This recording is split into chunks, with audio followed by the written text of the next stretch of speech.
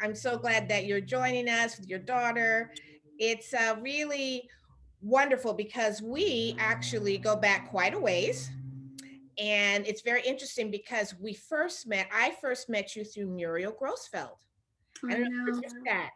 Yeah, so the great Muriel, who just left us, who just passed away, she called me when you came to the US and we were trying to work on that part. So there was that. And then you came and performed at the gym, which is so funny because I think we had a small beam on the floor and you, you did a beam routine.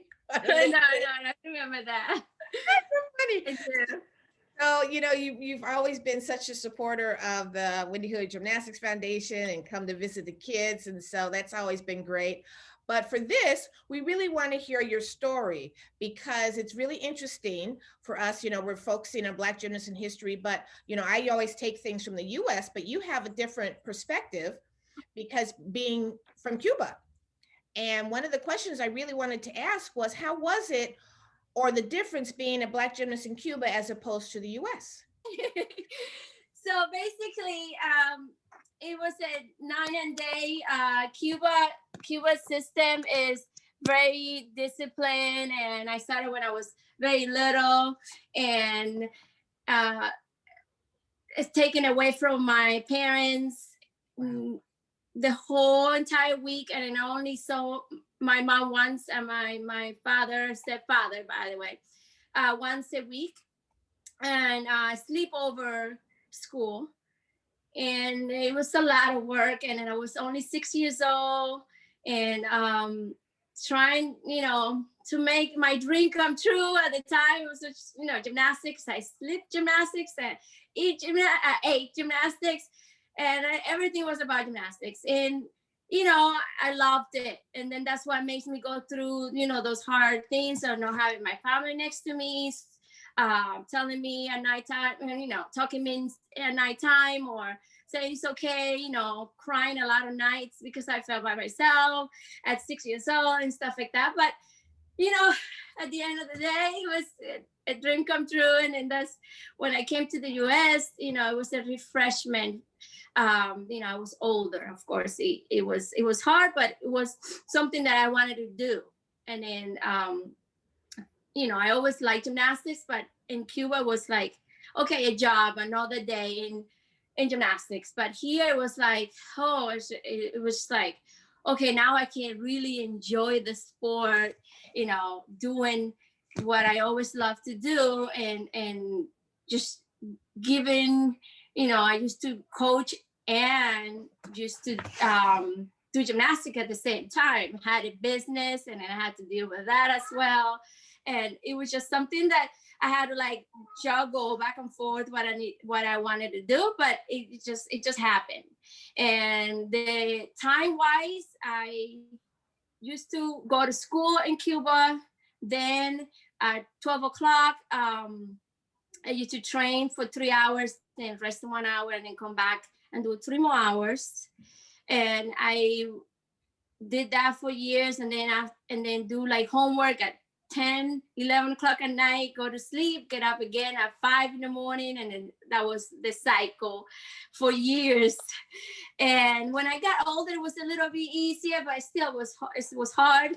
And here, I didn't have to go to school, and I got up early as well, but it was more relaxing and enjoyable time for me. And sorry. And it was fun. It was fun to be able to enjoy it. Well, was there a difference? Was there an issue about being Black in Cuba? Was there a racial uh, situation when you were there?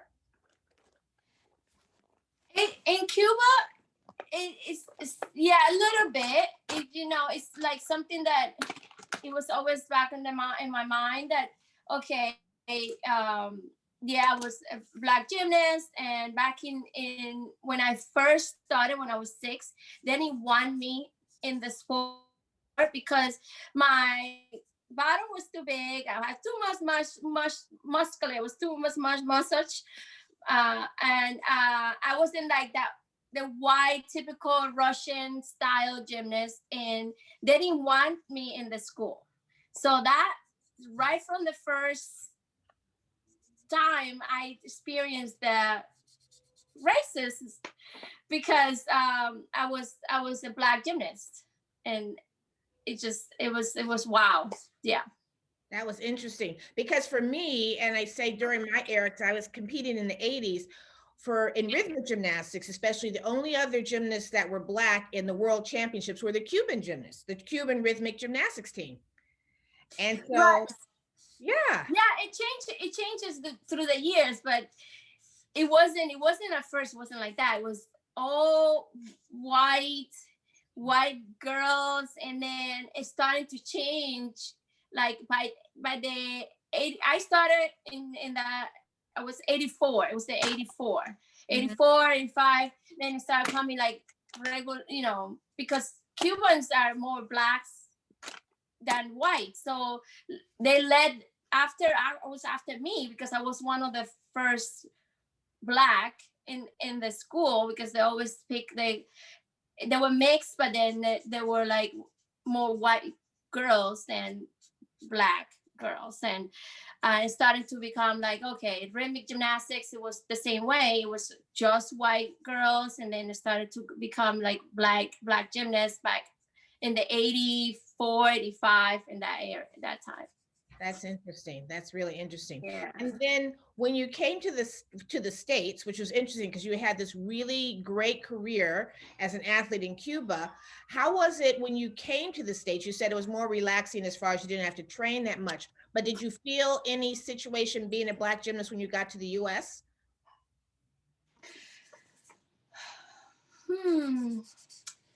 I mean, it was never open to say anything like that. Like, I never felt that as I felt in Cuba. And it was like straight out, no, you're not able to come into the school because you're too muscular.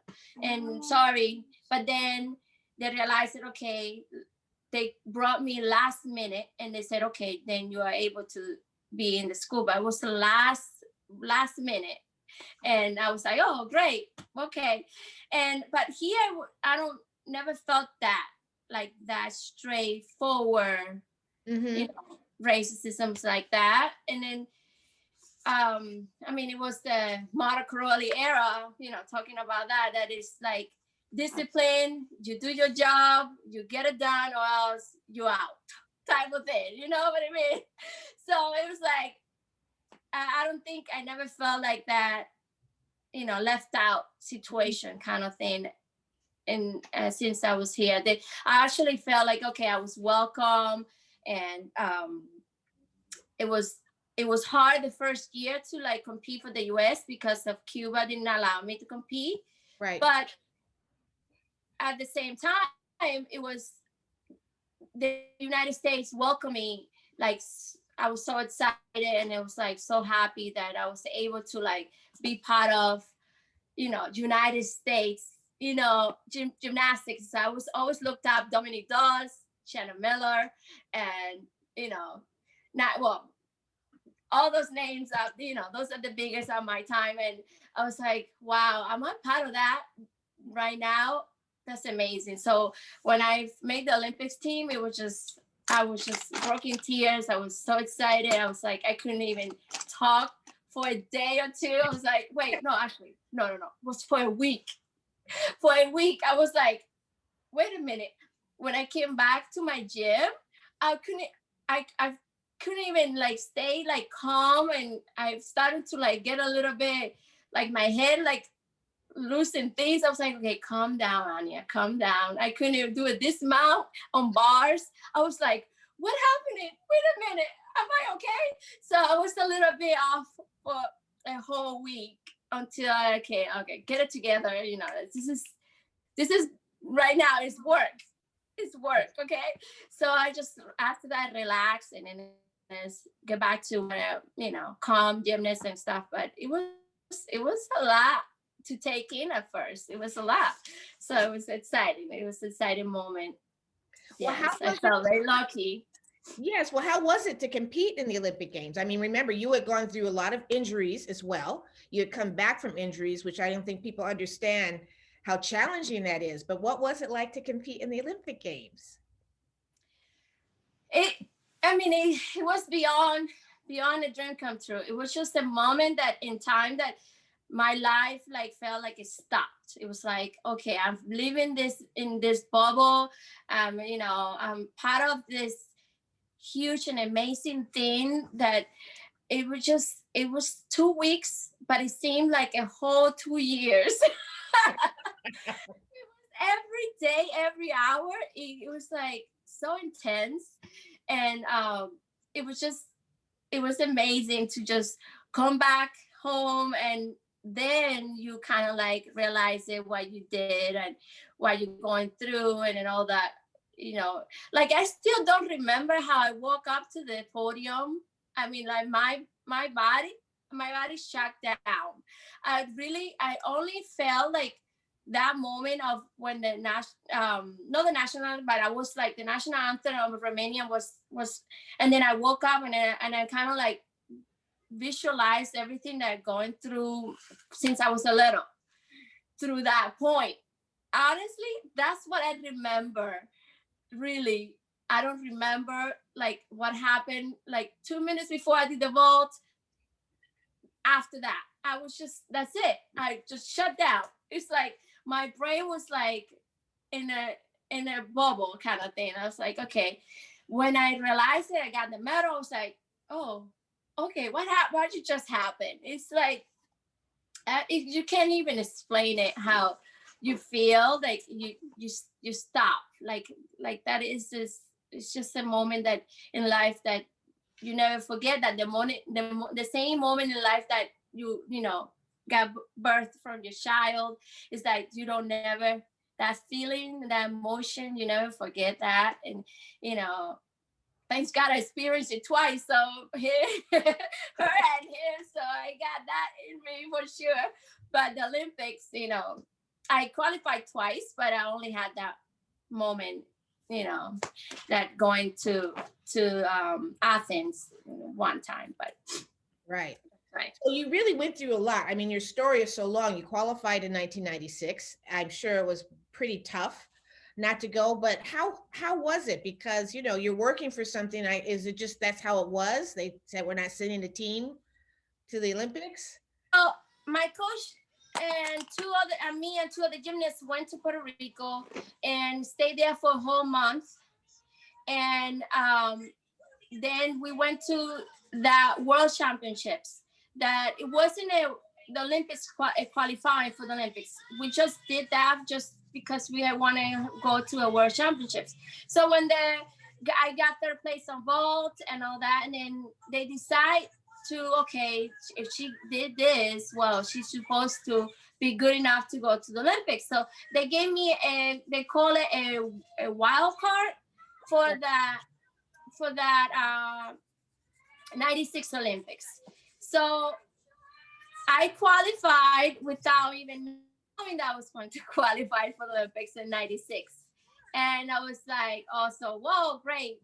But I knew they were not going to send me because they already could not have that money to send me to the World Championship. So I knew that wasn't going to happen. So, wow. But we kept the hope, but it didn't happen. So I just got the second chance here, and without knowing, because when I came to the US, I didn't even know I was gonna be able to compete or be training again. So right. I didn't know. So it just happened. So now let me ask you, when you came here, were you thinking about you wanted to go to the Olympics? Did you want to continue gymnastics when you left Cuba? No, I retired. Yeah, I retired 2 years before I came to the US, and I didn't think I was gonna even train again. I just came to work, and I got married, and basically because I got married, and okay, so then that was the United States, and then I said okay, but I wasn't even thinking about competing again. So what made you decide to compete? I thought I was old because in Cuba they always say, okay, after 17 years old, you're done. they retired gymnasts after 17. So I was 17 at the time. I said, okay, let me retire because it's finished. And I said, I came here, and then my teammate from Cuba, she got a kid, and then she started competing. I was like, oh, wait a minute. Then if she got a son and compete, then why can I not try it again? You know, and then I tried it because in my mind, I thought I was old already. I wasn't gonna be able to do it. That's my mind. That's what they actually make you think. Okay, you're done, you finished, and then okay.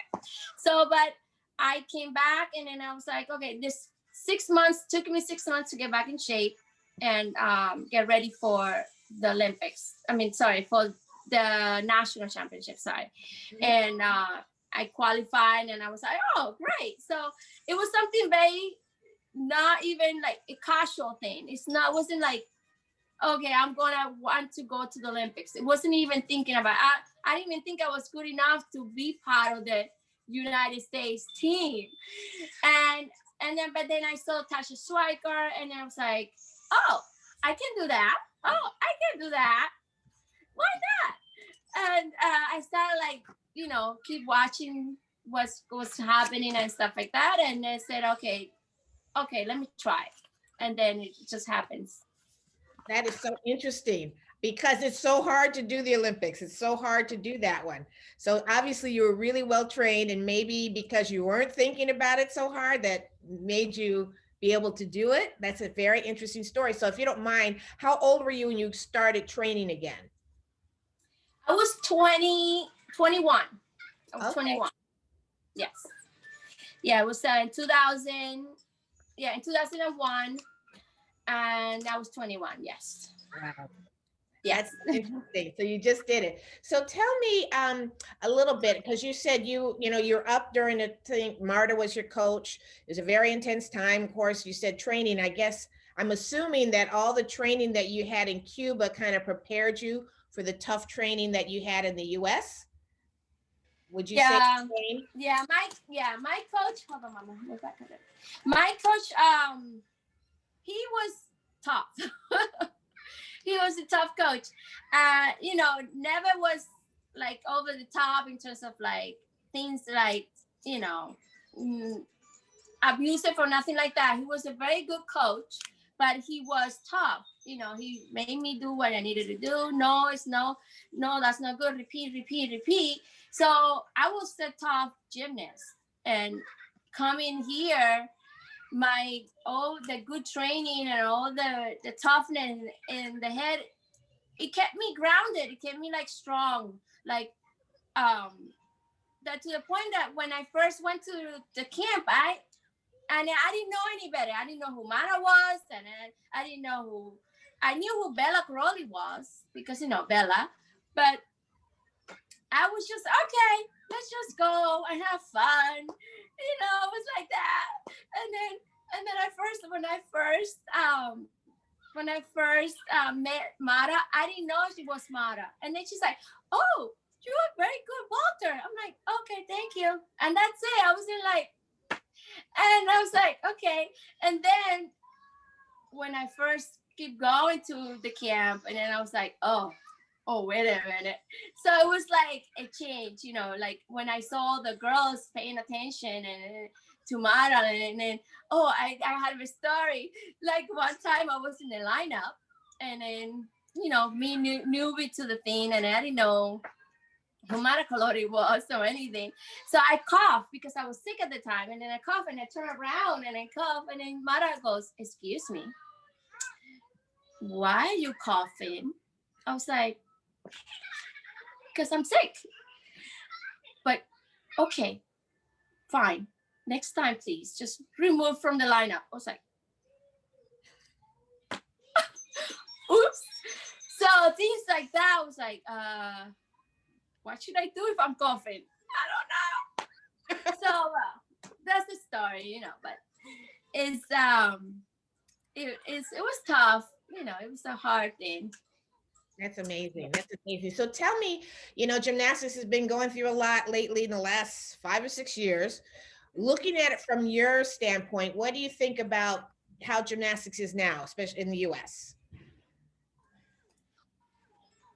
I haven't been so involved now because, with the kids and then all what's going on, that I haven't been in the gym as often. And, but I think that what all the gymnasts have gone through, it needed a change. I don't know exactly if you have changed, because I haven't been to any camp or anything like that, but I hope it did. in terms of how they treat the gymnasts, and if they were injured, if they are injured, taking care of them better, because there was a couple things that I wasn't agreeing, that people were hiding injuries, because if they did have something small or big, they would just right back, right the back. It wasn't like healthy. Mm-hmm. It wasn't healthy, and all the problems that I don't even want to talk about it, because hopefully they're more healthy in terms of more mentally and physically healthy. And should I eat ice cream? Oh my goodness. Well, okay. No, that point, let me tell you, because I think it's really interesting, especially people that are looking. Now you have children.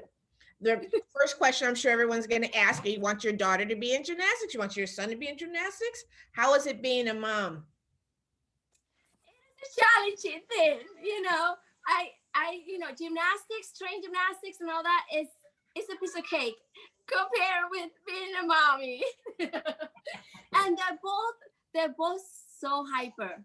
Like, they are so hyper. I'm a gymnast, and the father was a sprinter. Oh yeah, he was a sprinter. So my son never stopped. He's like, go, go, go, go. And she is so hyper. You can see she has not stayed still. Anyways, and it's a challenging, but it's the most loving. And I can't be. She's right next to me, and then if she doesn't, it's like, oh, something's missing. It's so nice. It's so nice, and I love it every day, and it's every minute. I can never know what she's gonna do. Really? Do you think you want her to be a gymnast? Do you think she's gonna do gymnastics? Does she like it? She does gymnastics. She does gymnastics already, but she doesn't understand still what I did in terms of Olympics. She said, oh, mommy, you're Olympian, okay, but she still doesn't understand. And I take it like very casual. I coach her sometimes. When I was in the gym, I coached her, but I'd rather somebody else coach her, because she pay attention more. It's like, oh no, you mommy, you mommy. No, it's okay, mommy. I know what I'm doing. That was it, right? I got it, mommy. I got it. I'm like, okay. But you point your toes. Right. I just don't want her to like be on her like that, because it's important that we get a relationship, and it's hard. I don't know how nasty Valerie did it. It's a hard thing to like have a relationship or coach and mom and a coach and a dad is hard. It's hard. It's a hard thing. So and then if she wants to be a gymnast, like for a good gymnast, it's up to her. I always tell her, okay, if you want to be a gymnast, you have to work hard. Okay, that's all it requires to be safe and work hard. But if you don't want to be, that's fine too. She does dance. She loves dancing, and it's cool, of course. And she looks like she has some singing talent there. But I have also an aunt that was Omar Portuondo, is a Cuban, very Cuban singer, very famous Cuban singer. And her auntie is a singer too. So we'll see. I don't know yet what she really wants to do, but I don't want to keep her in that box of being a gymnast only yet, until, she really, really wants it, and that comes from inside, I knew I wanted to do gymnastics, and that's it at 6 years old, but it's in America, you have so many options. And then if you really don't really want it, it's not going to happen, it's so, and then it was so hard to work all those years in gymnastics and then if I want her to be safe and then enjoy the sport, if she just wants it for something like fun, that's okay. But if not, then so whatever she wants to do, right, mommy? I love it. I know. Yeah, I don't push only gymnastics. Not only gymnastics, not only. That's good. No. That's very balanced. So, it's been such a joy. You do so many things, and you've supported my foundation for years. I so appreciate it. But you have a lot of other things you do. You're doing fashion. I remember going to see that. So you have a lot of other things that you also do, right? So what are the other passions besides being a mom? Right.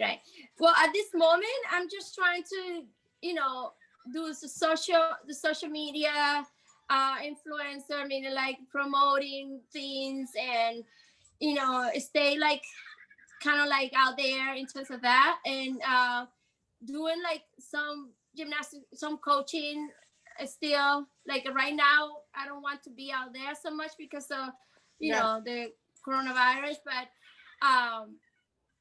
that's I still trying to help out in however, like help you to bring the kids in the gym, and then help your foundation. It's an awesome foundation. I'm so proud of you that you just work and dedicate for the kids, and I follow you on Instagram everything all the time, so I'm so proud of that. And then mommy is like a full-time job and more. I understand. You were right about that. Yeah, and then doing also like some classes, some Zoom classes to different people every time, like for exercises classes and to stay in shape. Smoothies. Yeah, we do like a nutrition thing for the people to to know what to drink in terms of like to stay like all the good things right before start the day. Like we do a smoothie for them, and so they can understand that you don't just get up and just drink a coffee and then go to work like most of the people do. Yeah. We just yeah. So it's things like that, so they can, and then it's part of like a kids and like parents get involved in exercising and how to stay in shape and things like that at home. So now that some people or either can go to work or stopping because of the coronavirus or things like that. So it keeps me busy and helping families stay in shape, and the gymnastics, because we also do gymnastics, a little bit gymnastics in the class. Okay. So, yeah. That's great. So Annia, thank you. You guys have been such great. It's so fun just to talk to you. In these days, it's hard to talk to people, but I'm so glad that you're joining us for Black Gymnasts in History again. You're such a wonderful role model and a great mommy too. That I always thank you. Really appreciate your support. You're the best. Thank you so much.